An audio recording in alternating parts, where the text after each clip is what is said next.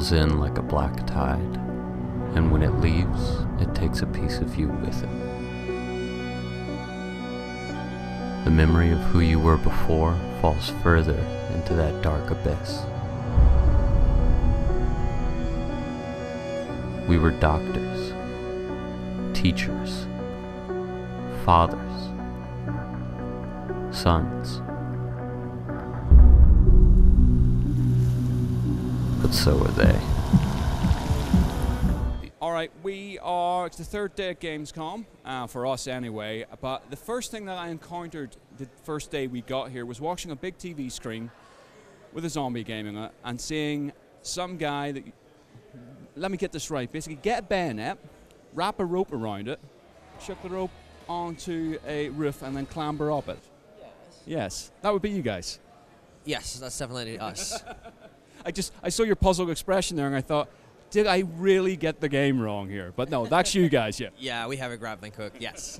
Okay, the reason I said that was because it looked bloody awesome. I loved the idea behind it. So let's talk weapons in Dying Light. All right, so we mostly focus on melee weapon. You know, we like to get close and personal. So there's about 100 of different types, and just melee. So knives, machetes, everyday objects, hammers, heavy two-handed stuff, axes, you name it. And we really aimed so that it's really visceral, so that you can feel every single hit. So it's going to be really meaty, and you're going to feel difference if you're fighting a knife or a baseball bat or a two-handed sledgehammer. On top of that, we have firearms, but two things you need to know. First of all, they're pretty scarce. Second, they are powerful, but they're very loud. And the infected are attracted to noise. So when you use them, it's always a trade-off, right? Like, I can get those guys dead really quickly, but that means I'm attracting a lot of attention. So you gotta keep moving. Especially at nighttime as well. Oh yeah, using firearms at night is almost a suicide. Just ask about this thing about the melee weapons, the sort of meaty sound you get on. What sort of research did you guys do? Were you guys in a slaughterhouse with just various things? Just going, what's this sound like? What does this feel like? Oh yeah, at some point, I remember that at some point in the game we had like a Krav Maga instructor, and he would like, okay, let's bring baseball bat and stuff, and like, well, just start hitting stuff, and feels what's it like, and then we would sit down, play the game. It's like, hey, you know what? When I was hitting that thing, it kind of felt like this, and so how can we convey that experience? Me personally, I also have some experience with martial arts, so. And whenever we do some kind of combat, I always look at it and I'm able to do a little bit of advising, like, this is how it really works, this is how, your body weight shifts, so that's how it works. We also, bring stuntmen for the mocap sessions, so, we do whatever works. Just throw everything at it and see what sticks. If you get a piece of meat and start smashing it, and that brings your level of understanding up, that's awesome, right? So, like, use it. Your studio must have stunk to high heaven at the end of the day with all that. Yeah. Well, talk us through what you guys showing behind the door here. What's the Gamescom demo? All right, so this is actually, I overused the word super excited way too much, but yes, I'm super excited. I'll count this as you go. I'm really super excited because this is the very first time we have a co-op demo. And on top of that, do you already play the game? Not yet, no. Yeah, I'm listening with avid attention. Right, so I don't know if I should spoil it for you, but whatever. We have PvP too, and this is the first time that people can play it. So yeah. All right. Well, how does that factor into the gameplay? Well, whenever you do, let's say you drink beer, and it's even great. But when you do it with your friends, it's just so much better, right?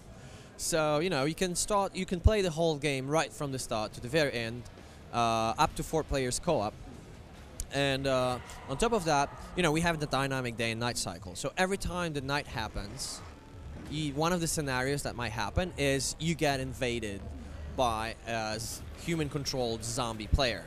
So when that starts, your team has a limited number of respawns. If the zombie player kills you a number of times, game over. On the other hand, he can respawn unlimited number of times. So in order to win the match, you have to kill his hives. There are like 3 hives on the map. You need to find them and destroy them before he kills you.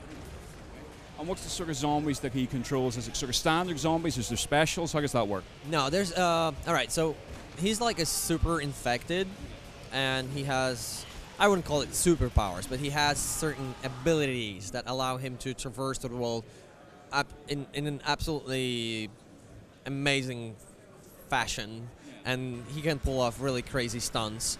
He's sort of like a glass cannon, so he would mostly try to get you guys separated, scare you. So, and if he can pick you one by one, you're pretty much screwed. So you have to cooperate. Now, with the sort of day and night cycle, obviously zombies slow moving, but hordes during the day, fast paced during night. Is it a case of when you're aware of the clock and when you're aware of it's getting to night time, it's very much get yourself to the nearest building and just fortify yourself? I wouldn't say to the nearest buildings, but there are certain shelters that you can establish around the city and then use them when the night comes. And on top of that, you can also meet like other NPCs who are taking a shelter there, and for example, trade stuff with them. Or you can have your own stash, and you keep your stuff there. And one of the cool things also is that they also are used as your respawn point. So if you die, you respawn on one of the shelters. So the more you have them, the easier it is for you to respawn after you die on a mission. So if there's a mission that requires you to go all the way through all the map, it's a good thing, to build those shelters as you go. Okay, now, we know your legacy, and we know the zombie genre is quite a popular one. So what I'm interested to know is, obviously, the zombie genre is filled, right, at the moment. The market's filled with them. So how do you guys make sure your game is distinct? What sets your thing apart? And I know that's an awful marketing type bullet point question, but yeah. but in that, what makes your games? What sets your game apart from everything else? And why, for one of a better, why should people play your game over the competition? Right. So first thing, dynamic day and night cycle, and it's not just visuals, right? We change the gameplay from day to night. Unique thing number one. But the thing that we're most proud of is, I dare to say that, unprecedented freedom of movement. Pretty much everything that you see, you can just grab your hands on, you can get on top of it. So I really hope that the stuff that we have here, like the freedom that we're giving to the players, it's going to change the FPS genre. And I know it's a bold statement. I know it is. But look back. You have Wolfenstein. No jumping, just walking and shooting, that's it. Then a couple of years later, everybody does jumping. And if if you don't have jump in your game, you're lame. Your game sucks. We see players playing our game for a couple of hours, and then they talk to us like, hey, you know what? I played Dying Light for a couple of hours. I go back to like a regular FPS game, and I feel so constrained. Like, it feels ridiculous that I can't do this stuff. So I would hope that this is going to be like a next step in the evolution, and in coming years, this level of freedom is going to be like a basic thing expected from FPS game. I like that sell. Look forward to seeing, like you said, the next generation of games. But for this game here right now, when's the release date? When can people get their hands on with it? What can they get their hands on with it? So Dying Light is coming out in February 2015, and we're 360, PS3, PS4, Xbox One, and PC. And sort of wrapping up then, we're here now. In a couple of days you'll be out, back in the office. What's the roadmap for the future? What have you guys got left to do on the game? Finish it. And that, ladies and gentlemen, is the quickest answer to that whole thing ever. But really, the game is pretty much done. Like, we have all the pieces on the board. Now we need to just make sure that everything is really nice fitting together. So I think I said that already like 10 times on Gamescom, but I really got into it. Todd Howard, Bethesda, he said, great games I played, not made. This extra time allows us to play through the game, see what really works, see what needs to be tweaked a little bit. You know, balance the game, fix everything that needs to be there so that the game is as smooth as possible. Listen, thank you very much for taking the time to talk to us. Thank you for having me.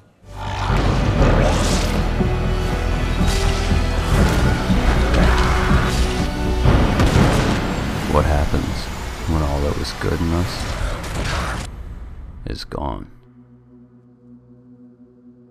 What would that monster look like?